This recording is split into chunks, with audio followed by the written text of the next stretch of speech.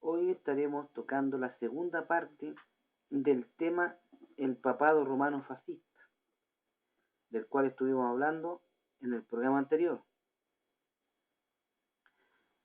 Vamos a hablar hoy, vamos a profundizar un poquito más en lo que tiene que ver con este tema, con los documentos que en la historia usted puede ver eh, las matanzas, las torturas en los campos de concentración de Serbia, de la antigua Yugoslavia, el proceder del Vaticano con respecto a esto y toda la información que hemos recabado con respecto a este tema, a este mover que nos interesa y hemos encontrado un, un documento bastante interesante de un ex espía que estuvo en secreto, un antiguo agente secreto de los Estados Unidos llamado William Gover, que operó en Roma tras la Segunda Guerra Mundial.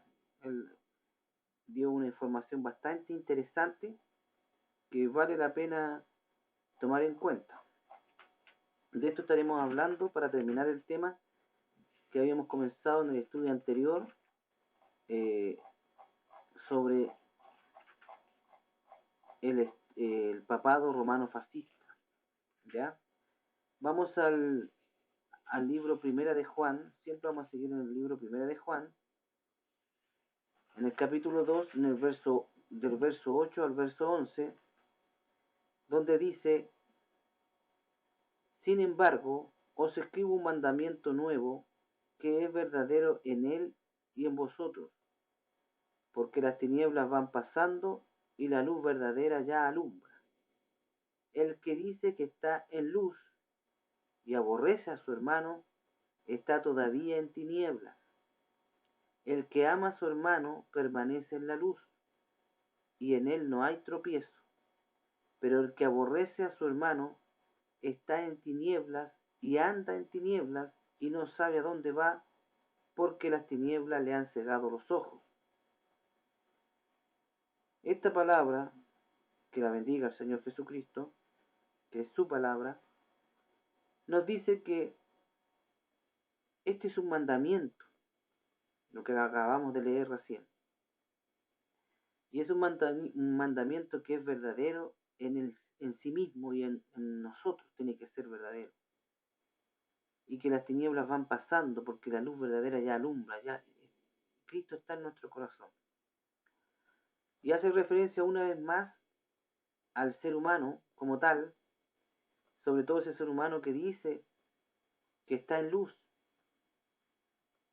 ese ser humano que dice que conocer a Dios, que dice seguir a Dios, ese ser humano que dice tener principios, eh, no solo principios morales, sino principios religiosos fundamentados en la Biblia. Que esa persona que dice estar en luz, que dice estar en Jesucristo, que dice estar bajo la cobertura del Evangelio de Jesucristo, aborrece a su hermano, es un mentiroso porque está todavía en tiniebla. Esto también se aplica no solo a una persona, sino a un grupo de personas o a un ministerio o a una religión o secta. Entonces podríamos decir que toda religión, toda secta que dice estar en luz, que dice estar bajo la cobertura del Dios único y verdadero, que dice estar bajo la enseñanza de Jesús, si esa religión aborrece a su hermano, a su prójimo, está todavía en tinieblas. Es decir, no está realmente donde Él dice estar. Porque la Biblia dice claramente en el versículo 10 que el que ama a su hermano y a su prójimo permanece en Él, en la luz, y no hay tropiezos en Él. Porque el que aborrece al hermano está en tinieblas y anda en tinieblas. y dice también que no sabe a dónde va porque las tinieblas le han cegado los ojos. Vale decir, ese grupo de personas que forman una religión están en tinieblas y esa tiniebla le tiene los ojos entenebrecidos, nublados, no pueden ver la realidad. Esa tiniebla que pertenece al diablo lo tiene cegado, está bajo el dominio del diablo, por lo cual él piensa que está haciendo bien, pero no sabe a dónde va, que es la perdición. A eso se refiere este versículo que acabamos de leer. Hoy hablaremos de Miroslav Filipovich, que fue un fraile franciscano católico. Quiero dar una pequeña reseña sobre este Miroslav. También adjunto, junto con este estudio, un documento donde sale el arzobispo, sale algo sobre el arzobispo Alois Stepinac, del que hablamos la semana pasada en el estudio pasado, y más abajo también sale este caballero llamado Miroslav Filipovich, que es un fraile franciscano, también fascista, que aquí ustedes lo ven en la foto del lado izquierdo, en su hábito de fraile. La foto del centro usted lo ve con un uniforme de los Ustashas, como acostumbraban en aquel tiempo, y a la derecha usted lo ve rezando la misa durante la celebración del Van Haluka. Este señor Miroslav Filipovich, para que no le quede duda de que es un sacerdote fraile católico. Filipovich, digo, fue un fraile franciscano católico que, siendo fraile y con el apoyo del Vaticano, era el comandante del campo de concentración donde participó activa y personalmente en la matanza de judíos, gitanos, musulmanes y todo no católico de Yugoslavia. Fue capellán del ejército Ustašić en Croacia. ¿Se da cuenta usted? En Drakulić, y muy cerca de Banja Luka, el mismo Miroslav Filipovich cuenta que su primer víctima fue un niño al que mató con sus propias manos y les pedía a los Ustašić, yo bautizo a estos degenerados en el nombre de Dios y ustedes deben seguir mi ejemplo. Eso decía este hombre, que lejos de Dios no podía estar más lejos. Recordemos que en Mateo 18:3 Jesús dijo, de cierto os digo, que si no os volvéis o hacéis como niños, no entraréis en el reino de los cielos. Y en Mateo 19:14 dice, dejad a los niños venir a mí y no se lo impidáis, porque de los tales es el reino de los cielos. Como nosotros vemos, este sacerdote franciscano católico mataba a un niño y le decía a los Ustašić, yo bautizo a estos degenerados en el nombre de Dios y ustedes deben hacer lo mismo siguiendo mi ejemplo. Imagínense qué perdido está este hombre. Miroslav Filipovich no era seguidor de Jesús, queda completamente claro, a pesar de que él decía serlo. Este asesinato ocurrió en Drakulić, sumado a los 1.500 serbios asesinados en solo 24 horas, y continuó en Motica y en Sargovac, cerca de Banja Luka. Miroslav Filipovich, el franciscano católico asesino, era tan idóneo para torturar y matar que fue premiado por su puesto, pues los Ustašić lo nombraron como comandante de Jasenovac por 6 meses en el año 1942, y por supuesto se destacó tanto que le decían el hermano muerte. En este lugar y bajo su cargo, más de 30.000 personas fueron torturadas y asesinadas. Como usted puede ver ahí en la fotografía, en este juicio que le hicieron a este fraile Miroslav Filipovich, este fraile me contó, abre de comillas, que durante mi estadía en el cargo, de 20.000 a 30.000 prisioneros fueron liquidados, según mis papeles, en su mayoría judíos, gitanos y serbios, y algunas veces participé de la matanza personalmente. Esto lo dijo él. Él admitió que mató personalmente a más de 100 personas en Jasenovac, campo de concentración, Stara Gradiška. Egon Berger, que es un sobreviviente de Janoševac, contó que recuerda cómo este fraile llamado Miroslav Filipovich tomó a los hijos de 3 mujeres que le rogaban misericordia y se ofrecían a sí mismas en lugar de los niños. Este hombre, Egon Berger, contó lo siguiente: ellos tiraron a 2 niños al suelo y al tercero al aire como una pelota. El padre Filipovich, mientras tiraba al niño al aire, sostenía un palo con punta con el que pinchó al niño 3 veces, y en la cuarta ocasión, entre risas y lamentos del niño, que el niño quedó ensartado en aquel palo. Las madres fueron tiradas al suelo y se les arrancó el pelo. Cuando empezaban a gritar, la compañía 14 de los Ústasis se las llevaron para matarlas.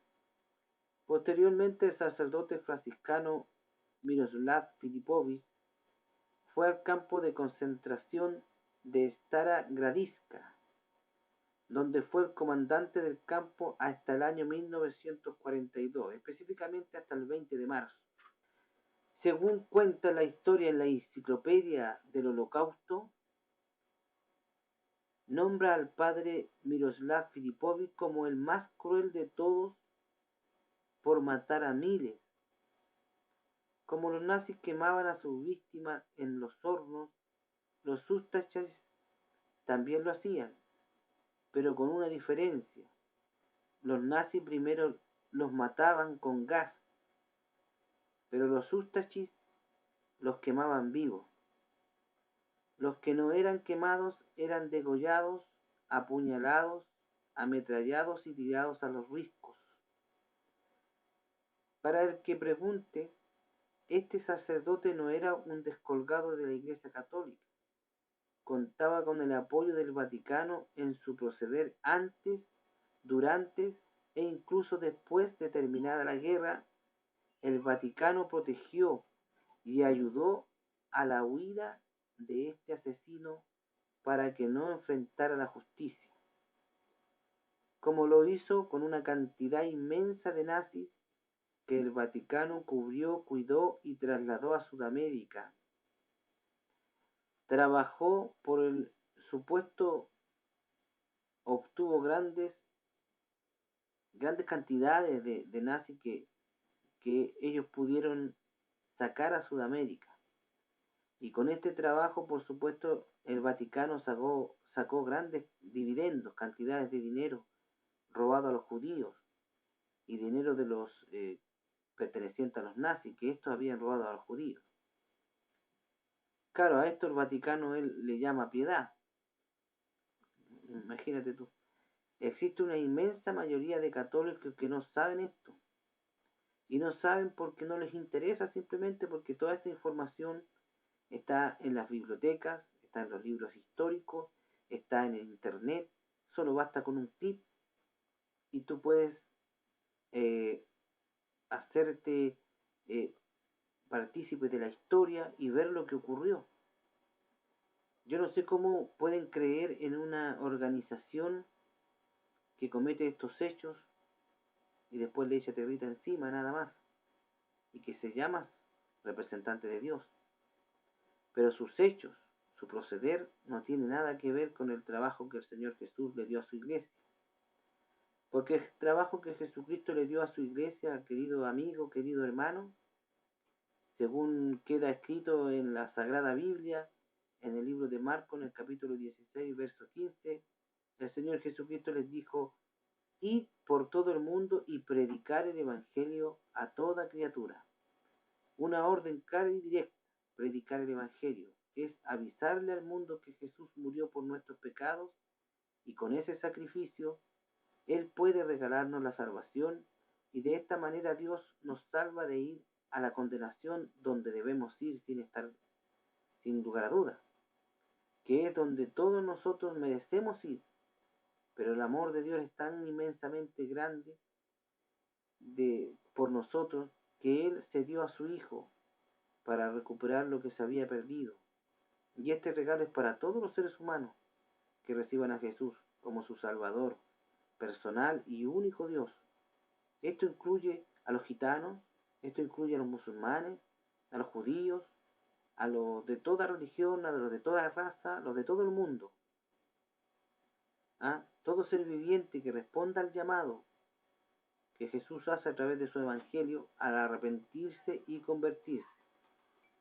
Todo aquel que diga ser seguidor de Jesús tiene que andar como anduvo, como anduvo Jesucristo.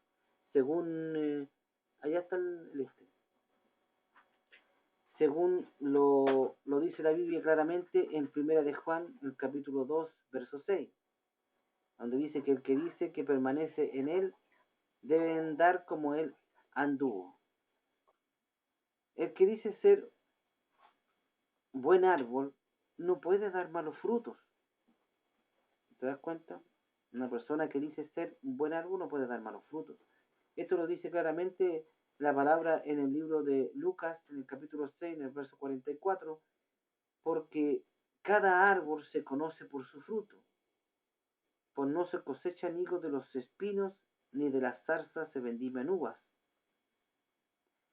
El seguidor de Jesús no puede ir por el mundo matando niños, torturando, asesinando, como lo ha hecho el Vaticano. Recuerde que el Señor lo dijo en Mateo 5:44. Pero yo os digo, amad a vuestros enemigos, bendecid a los que os maldicen, haced bien a los que os aborrecen, y orad por los que os ultrajan y os persiguen. Él no mató a matar a nadie. Es más, el Señor conoce al que es de Él, porque los que son de Dios se apartan de todo tipo de iniquidad, vale decir, de pecado. Segunda de Timoteo, capítulo 2, verso 19. Pero el fundamento de Dios está firme. Teniendo este sello, conoce el Señor a los que son suyos, y apártese de iniquidad todo aquel que invoca el nombre de Cristo. En primera de Juan, el capítulo 4, verso 7 dice: amados, amémonos los unos a los otros, porque el amor es de Dios. Todo aquel que ama es nacido de Dios y conoce a Dios. ¿Te das cuenta? El Evangelio es de amor. Nosotros incluso, que estamos hablando este tema, no estamos hablando con rencor hacia la Iglesia católica. Estamos hablando justamente por amor a la gente católica que desconoce este tema, que está metida en esa religión que les va a llevar a la perdición y no quieren entender, y por eso hacemos estos temas y por eso nos empapamos de todo este conocimiento para llevarle esto a esta gente que no conoce esto. El que no ama no es de Dios. Los informes sobre los asesinatos, intrigas, pedofilia, robo que el Vaticano ha cometido demuestran que los sacerdotes católicos no conocen a Dios, por lo que no te pueden llevar a Dios. Ahora, pedófilos hay en todas partes. Ladrones hay en todas partes, no solamente en el Vaticano. El problema está, hermano, que cuando pillan a un pedófilo, el Vaticano lo cubre, el Vaticano lo protege, ¿te das cuenta? Y eso no puede ser. Si el hecho de que el Vaticano pille a un sacerdote que es pedófilo, no va a ensuciar su religión, al contrario, él tiene que tomar a esa persona, echarla de sacerdote y ponerla en la justicia para que sea juzgado por el delito que cometió. Es tan simple como eso. Es como si un sacerdote robara un banco. Simplemente lo toman, lo echan de sacerdote y que lo juzgue y eso no tiene nada de malo, al contrario, así debe ser el proceder. Y lo mismo para cada religión. ¿Te das cuenta? En su libro de El Vaticano o el Holocausto del Vaticano, Abro Maniatán describe lo que ocurrió en Jasenovac el 29 de agosto del año 1942. Primero quiero hablar un poquito sobre este lugar y también voy a incluir este documento sobre el ejemplo de Jasenovac, del horror de la verdadera cara del nazismo, fascismo, integrismo católico, más la línea de las ratas, impunidad y la salvación de los genocidas por parte de Occidente y de la Iglesia Católica. Aquí usted puede ver cómo están los cuerpos de las personas muertas y esta gente sacándose fotografías. Puede ver a estos niños que están ahí casi desnutridos, tanto para el Vaticano como para los nazis. La católica Croacia, rodeada de los ortodoxos y musulmanes, fue siempre una perla. A partir del año 41, cuando los nazis disolvieron Yugoslavia, la Iglesia Católica se vinculó estrechamente al Estado títere dirigido por los Ústachis, atentados por, atentados por el Vaticano, que vio una oportunidad inmejorable de aumentar su influencia en la zona, y los miembros de la Iglesia croata no solo bendijeron a los nuevos régimen, sino que participaron directamente en las matanzas. Usted puede ver ahí cómo se sacan fotografías con la gente muerta. El comienzo de la Segunda Guerra Mundial, los nazis utilizaron a los súbditos croatas para crear un estado títere con un fulunazi y pusieron a la cabeza a Ante Pavlis como presidente, además de nazi. Pavlis era un ferviente católico y visitante regular del Vaticano. El Papa y los ústasis croatas también enviaron tropas al frente soviético para luchar contra el ejército rojo, pero los problemas empezaron a surgir pronto con las milicias que quedaron dentro de Croacia. Fanáticos y violentos, los ústasis católicos comenzaron a asesinar a los antifascistas y de paso también a los gitanos, a los homosexuales, a los serbios de religiones ortodoxas y judíos. Los sacerdotes católicos cambiaron la sotana por el uniforme de los temibles escuadrones de la muerte, dirigieron los asaltos más brutales y practicaron torturas que nunca antes se habían visto en el siglo XX. El régimen Ustachis fue el más sanguinario de toda Europa ocupada. No hubo límites en la salvajada cometida contra la población civil.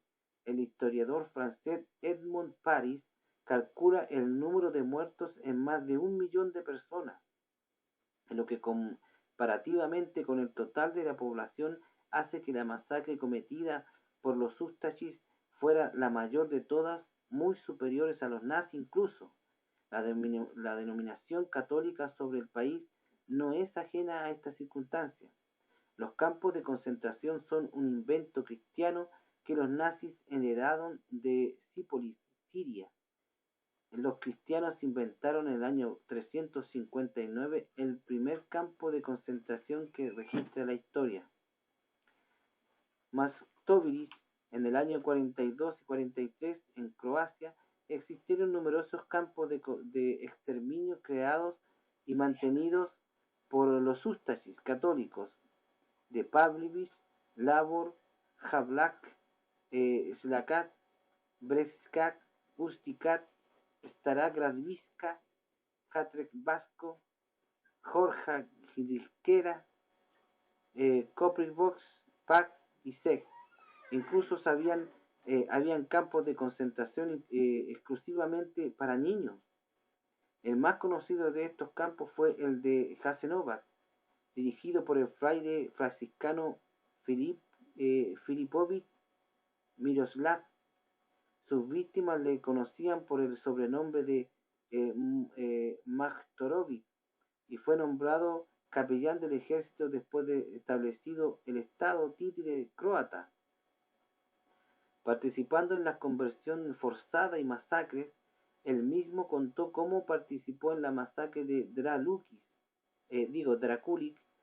cerca de Banja Luka. Según su propio testimonio, su primera víctima fue un niño, como habíamos leído hace un rato, que mató con sus propias manos, mientras le decía a los Ustashis presentes: Ustashis, yo bautizo a estos degenerados en el nombre de Dios y ustedes deben seguir mi ejemplo. Ahí podemos ver ustedes la foto de los niños muertos, desnutridos y desnudos.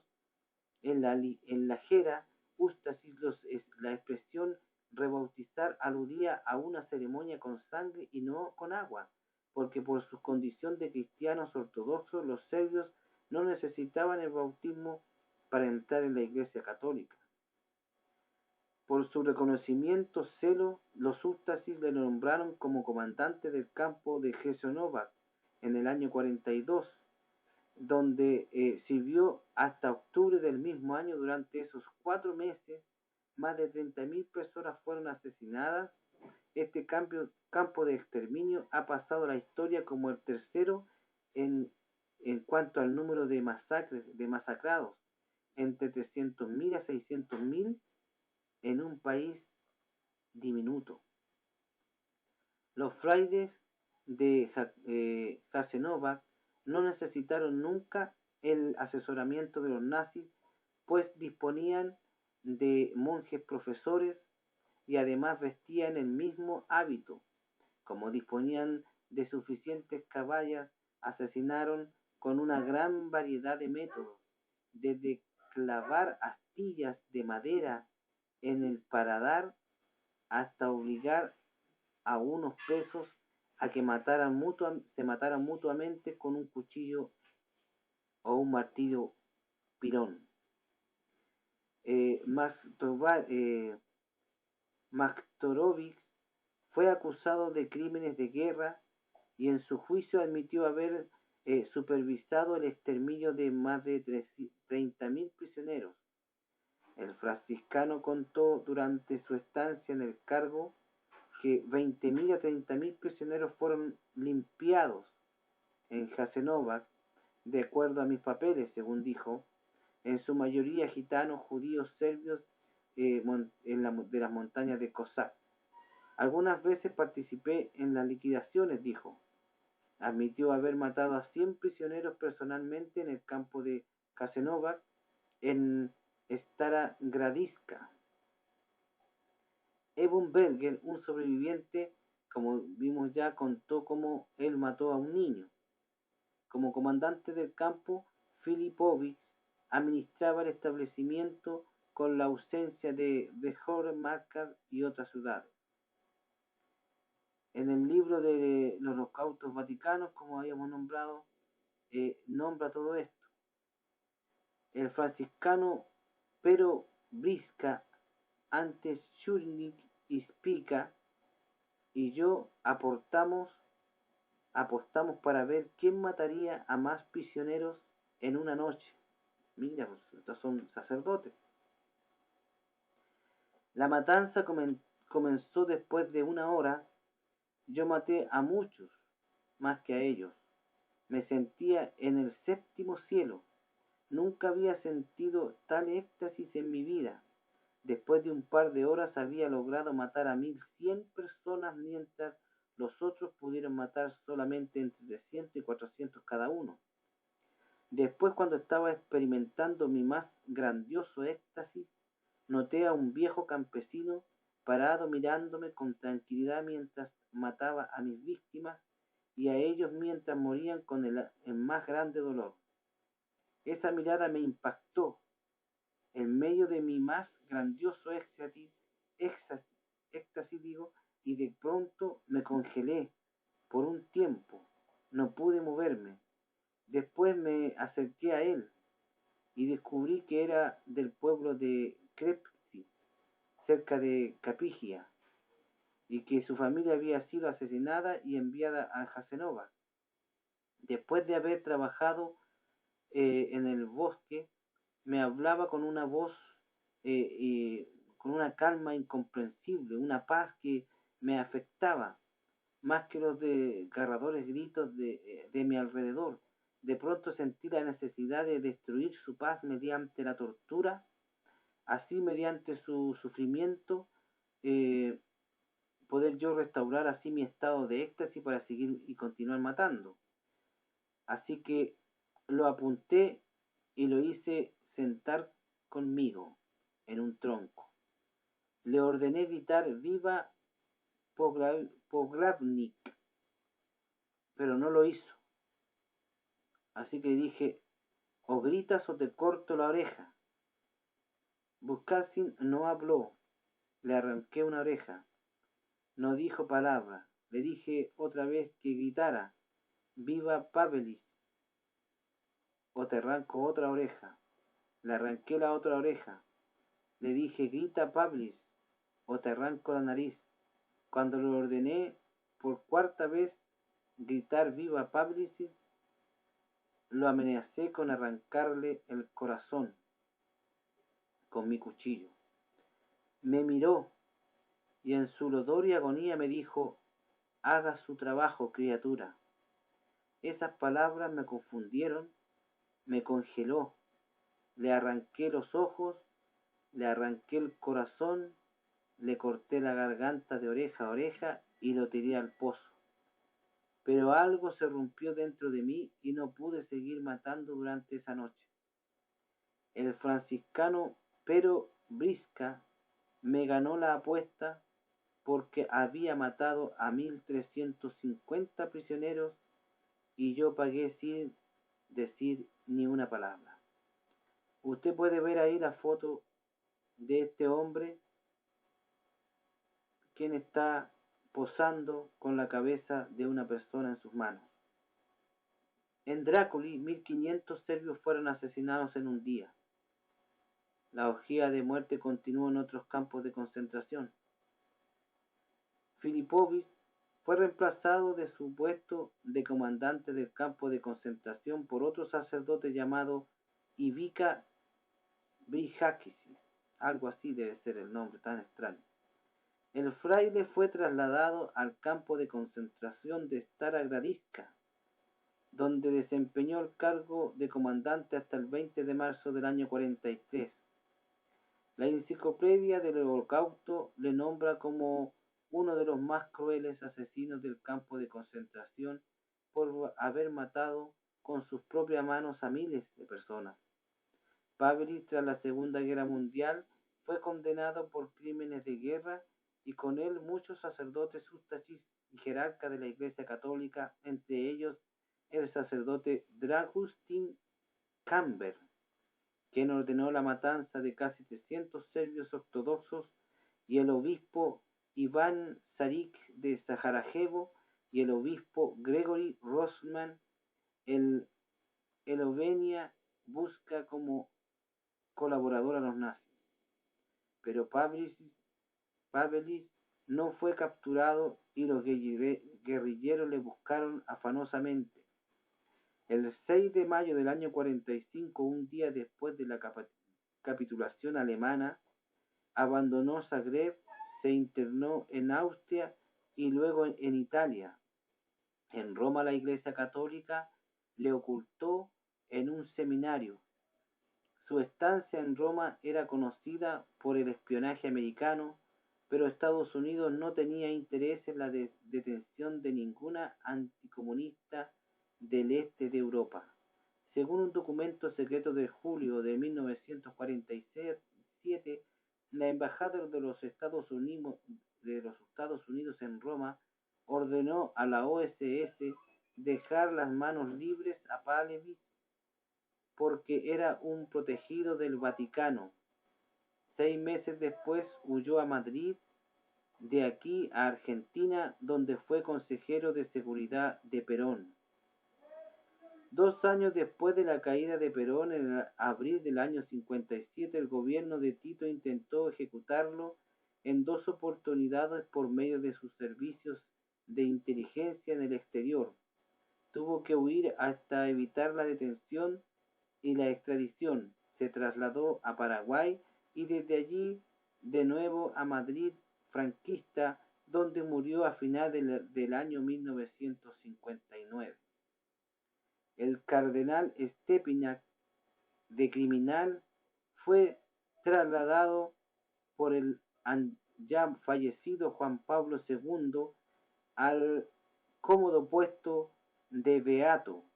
Siempre se negó a visitar los campos de concentración Ustachis. En su viaje del 4 de octubre de 1998, el Papa Juan Pablo II, que no visitó esos campos de concentración, fue y beatificó a este asesino llamado Alois Stepinac, lo cual revela que este asesino actuó activamente y mató a toda esa gente con la autorización del Papa mismo. Para que vea usted, este documento lo voy a incluir en este estudio que le estoy haciendo, hermano. ¿Ah? Entonces decimos que en Casanova, el 29 de agosto del año 42, cuando llegaron las órdenes de ejecución, se hicieron apuestas para ver quién liquidaba más recursos, como leímos anteriormente. ¿Ah? Y vieron ustedes lo que ocurrió. Otra versión de esta matanza histórica la contó Mile Friganovi, uno de los participantes en ella misma. El franciscano Pedro Brin, antes Zurich Spirka, y yo apostamos para ver quién mataba más gente. ¿Se acuerdan ustedes que leímos recién esto? Bueno, Pablis lo amenacé con arrancarle los ojos, dijo a este caballero que había visto tan entregado a su suerte, este hombre campesino que había perdido su familia, este campesino que había visto cómo habían matado a toda su familia, a todos sus seres queridos, a sus conocidos, y en la agonía le dice: haga su trabajo, criatura. O sea, este hombre ya conocía que este hombre estaba trabajando seguramente para el diablo, y murió después de que le arrancaron los ojos, y, y pudo en cierto modo descansar de esa tortura. La historia contada por uno de los sacerdotes asesinos católicos no deja de sorprenderme eh, por 2 motivos muy importantes, hermano. Es que realmente ocurrió. Esto no es una película, no es ciencia ficción, no es una historia, no es una idea que se me ocurrió a mí o le ocurrió a alguien. Es de la vida real. Lo segundo es que el que cuenta cómo asesinó gente inocente sin la más mínima posibilidad de defensa es un supuesto guía espiritual, hermano. O sea, el hombre que estaba contando esto de que él sentía un éxtasis en matar, ¿ah? y llevaba más de 1100 personas muertas en una noche, personalmente, por su propia mano. No era un soldado, ¿ah? No era un fascista cualquiera, no era un asesino múltiple, ¿m? No era una persona que estaba mal de la cabeza, no era un dictador, era un sacerdote católico franciscano que cuenta con desfachatez cómo llevaba más de 1100 personas muertas, y que después ve a un pobre hombre viejo que había perdido a su familia y a sus seres queridos, y lo ve tan tranquilo, y va y le corta una oreja, y va y le corta otra oreja y después la nariz. Y cuando este hombre lo único que tiene a decirle es: haga su trabajo, criatura, este hombre va y le saca los ojos estando él vivo, hermano, y después le corta el cuello de oreja a oreja. Es un sacerdote franciscano católico, hermano. Entonces, esto es que no me deja de sorprender. ¿Cómo estará este hombre hoy en el infierno? Esta pobre bestia. Claro, él solo hacía su trabajo. ¿Mm? Yo no soy psicólogo, hermano, pero ¿dónde dice que él sentía éxtasis de matar y torturar a esa pobre gente? Demuestra un perfil de sadismo extremo. ¿Ah? El tipo para mí que era todo un psicópata. He tomado los presentes documentos, que son más extensos, por cierto, y los reduje para poder hacer este estudio, porque usted sabe que es solamente una hora la que tenemos para poder hacer el estudio. Pero los he adherido a este documento para que usted pueda leerlo completo, en su plenitud, y se pueda ver la información para que usted quede más impactado de lo que yo estoy en este momento, porque hoy leo esto por segunda vez lo, y siento exactamente lo mismo. Para los que son malos para leer, por eso que estos estudios son más reducidos. Espero que sean leídos en su totalidad, sí. ¿Ah? Por si existe alguna duda, consulte en cualquier biblioteca o en internet sobre esto y verá que lo que estoy diciendo no es broma. Esto no es para bromear, hermano, esto es algo serio. ¿Ah? Es lamentable, ocurrió hace el año 1940. Usted dirá, bueno, pero ¿qué me importa a mí? ¿Ah? Si eso ocurrió en el año 1941.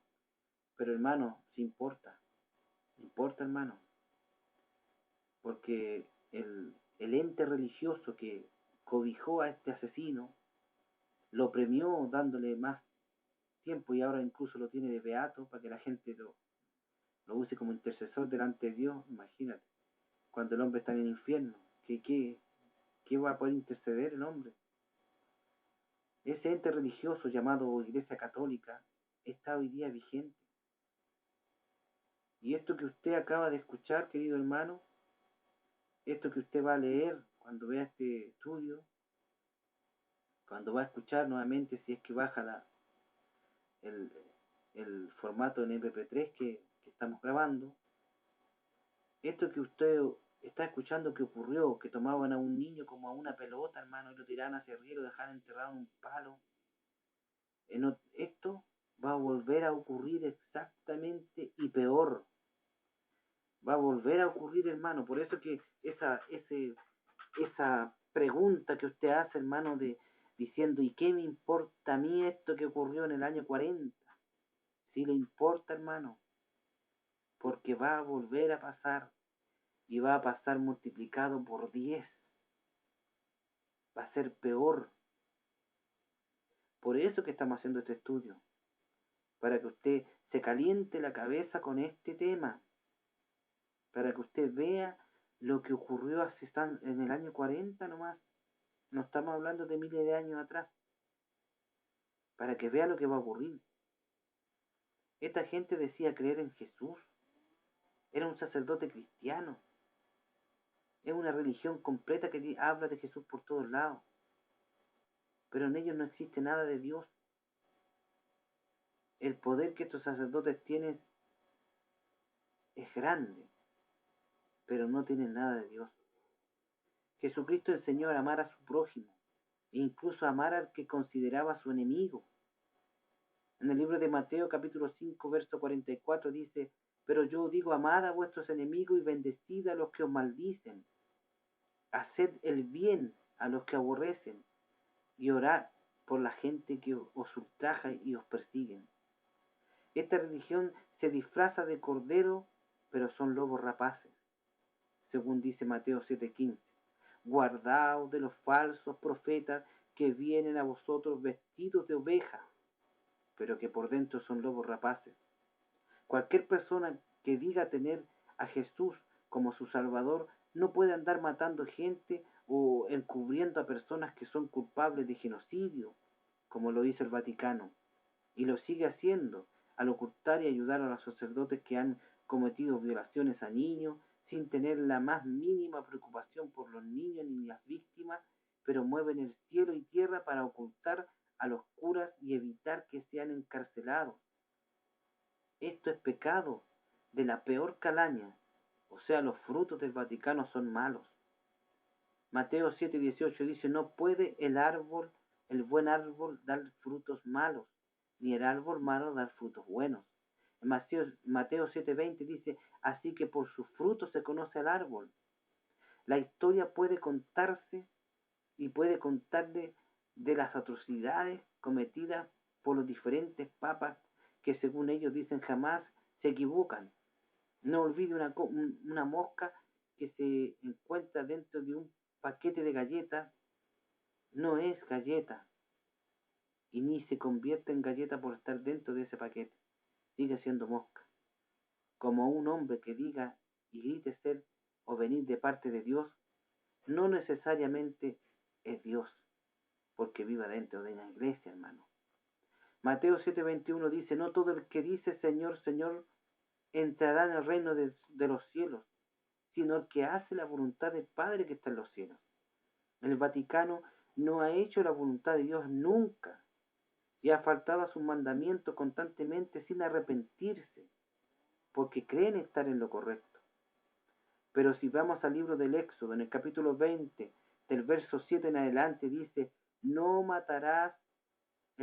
tomarás el nombre de Jehová tu Dios en vano, porque no dará por inocente Jehová al que tomare su nombre en vano. No tendrá dioses ajenos delante de mí. No te harás imagen ni ninguna semejanza de lo que está arriba en el cielo, ni abajo en la tierra, ni en las aguas debajo de la tierra. No te inclinarás ante ellas ni las honrarás, porque yo Jehová tu Dios, fuerte y celoso, que visito la maldad de los padres sobre los hijos hasta la tercera y cuarta generación de los que me aborrecen. No matarás. No hablarás contra tu prójimo falso testimonio.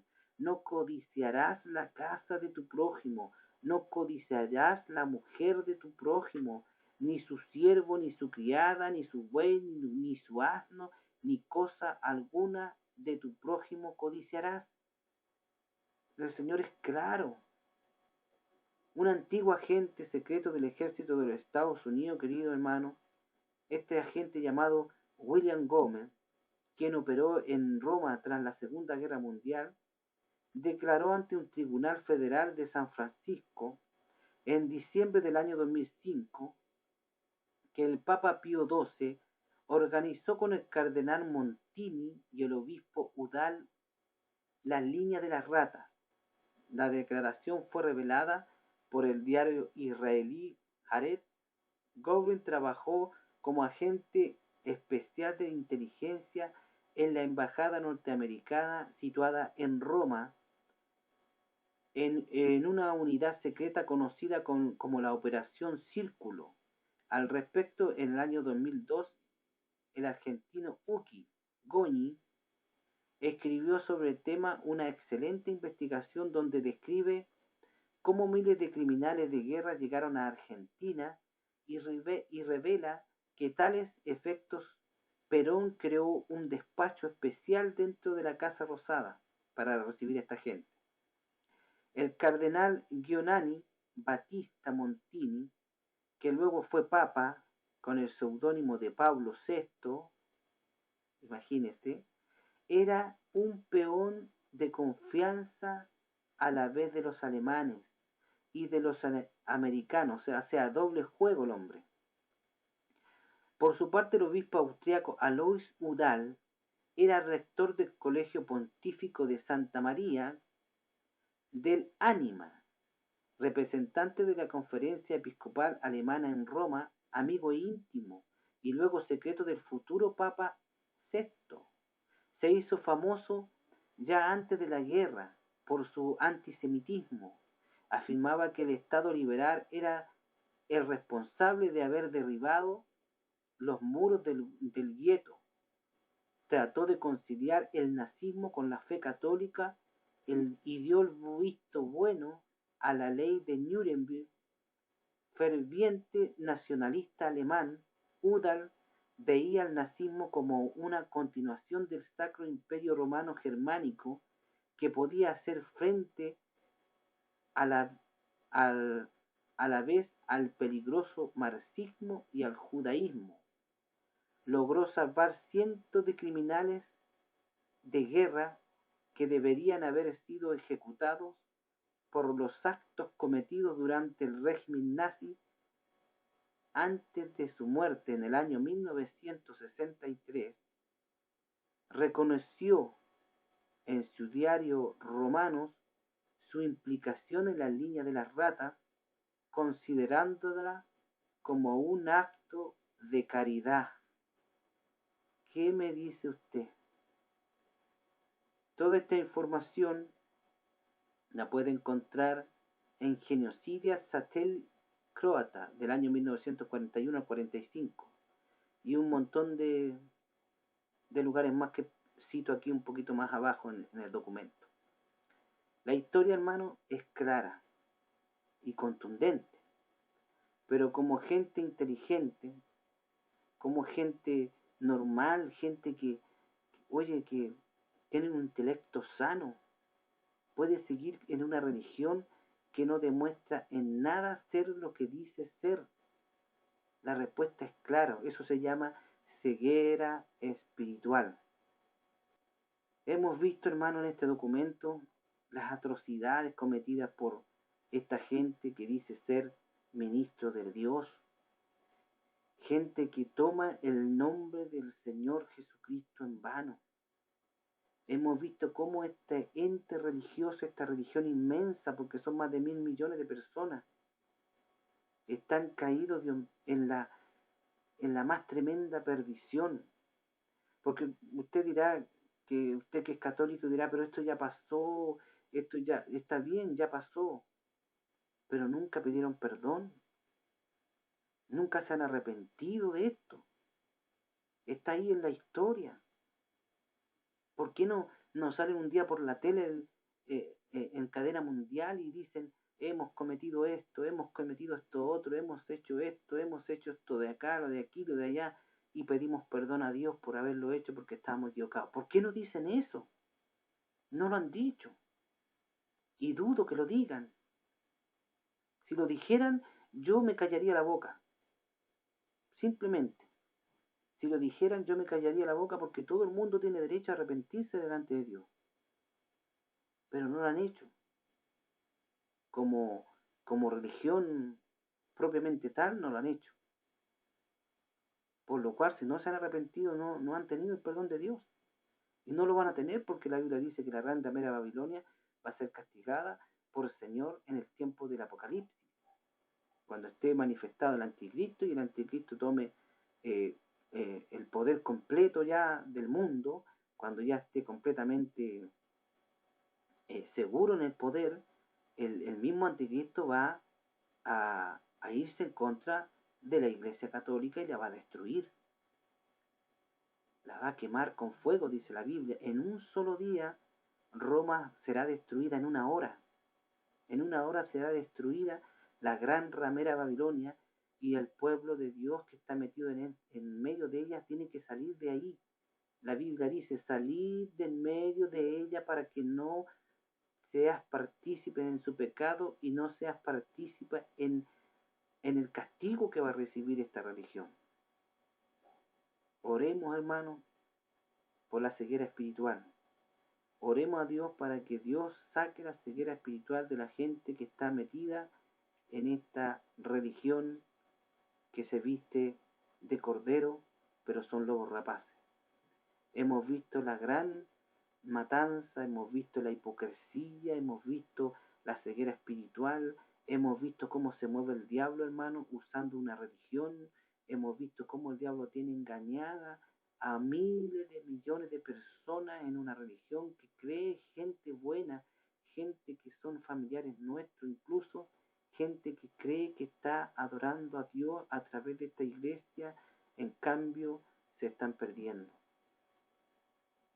Por esto se hace este documento, querido amigo, no es para pelear entre religiones, no es para buscar odiosidades, esto para abrir la luz, Esto es llevar la luz al que está en tinieblas. Si usted no está de acuerdo con esto que yo he escrito, si usted no está de acuerdo con estos documentos que he adherido a este documento, busque. Hoy está el Internet. Busque en Internet, busque, investigue, estudie todo esto. Y se va a dar cuenta que el actuar de esta iglesia, de esta religión, no tiene nada que ver con la Biblia. Por lo cual, no son de Dios. Y si no son de Dios, usted está en un lugar equivocado buscando a Dios. Busca a Dios a través de la Biblia. Tome su Biblia católica, léala. Lea los evangelios y se va a dar cuenta que lo que dice ahí no tiene nada que ver con lo que le ha enseñado a usted. Bien, hermano, espero que este programa de estudio les sirva, que sean de grande bendición. Y lo espero una vez más en otra oportunidad para que estudiemos otro tema en el nombre de Jesucristo. Que el Señor les bendiga.